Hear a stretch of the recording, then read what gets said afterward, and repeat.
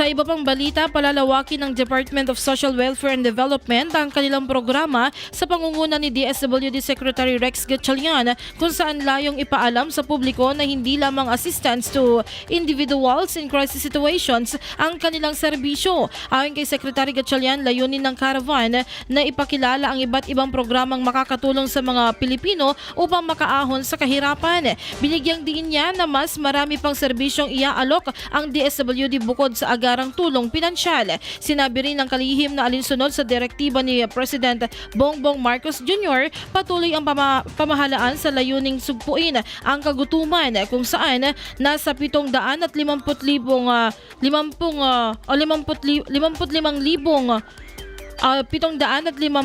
pamilya na ang nakikinabang sa food stamp vouchers.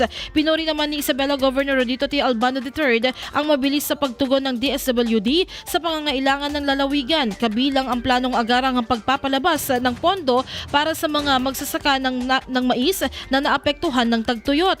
Ipinahayag din ni Mila Albano Mamawag ang buong suporta sa mga programa ng ahensya na anya'y nakakatulong sa iba't ibang sektor mula sanggol hanggang matatanda.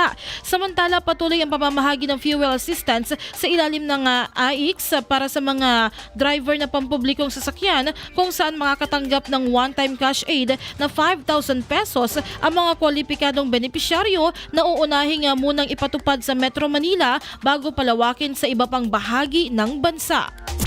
IFM News.